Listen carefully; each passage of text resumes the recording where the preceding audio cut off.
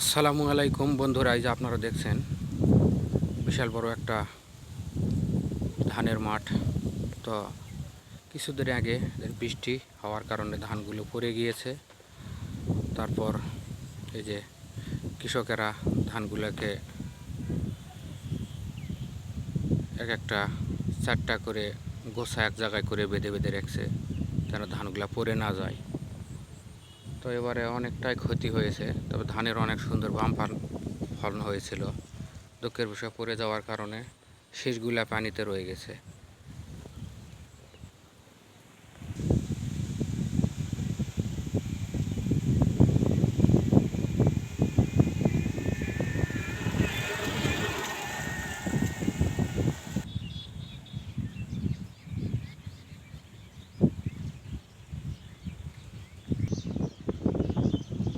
এই যে দেখতেছেন আপনারা ইটের ভাটা। তো কিছুদিন আগে ইট কাটা শুরু হয়েছিল। দুঃখের বিষয় বৃষ্টির কারণে ইটগুলো নষ্ট হয়ে গেছে। তবে আবারও যে ইটের যে খলাটা আছে এটা পরিষ্কার করার পর আবার ইট কাটা শুরু হবে। এই যে আপনারা দেখছেন মাঠের প্রায় ধান পড়ে গেছে। পড়ে যায় ধানের কি অবস্থা।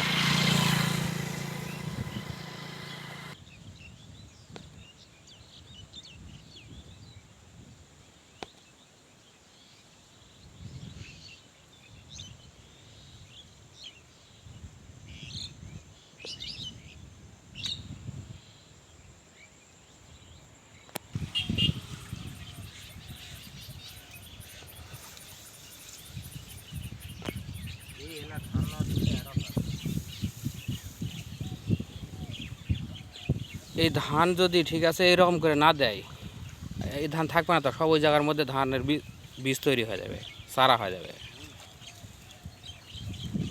কি অবস্থা দেখেন। এই শেষে লাস্টে আসে যে বৃষ্টিটা হয় পানিটা জমে গেছে। তাছাড়া এবারে মাঠের ধান এত সুন্দর হয়েছিল, মানে এক এক মানে এক মানুষ করে লম্বা হয়েছে ধান। যদি এরকম রোদ হয়, আবহাওয়া যদি এরকম ভালো থাকে, ঠিক আছে, তাহলে 20 দিনের মধ্যে শুকে যাবে। কিন্তু এবার যেহেতু সরিষাটা মানুষ লাগাবে, ঠিক আছে, সেটা কিন্তু পারবে না তাড়াতাড়ি। বৃষ্টিটা না হলে চান্স ছিল এবার, তাই নয়?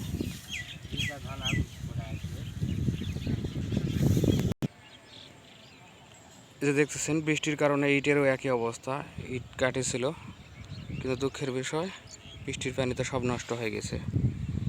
অবস্থা খুবই খারাপ।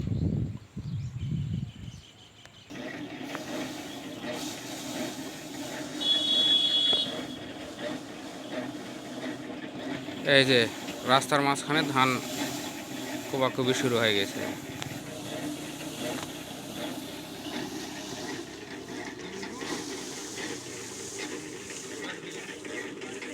ধানের অবস্থা খুবই খারাপ।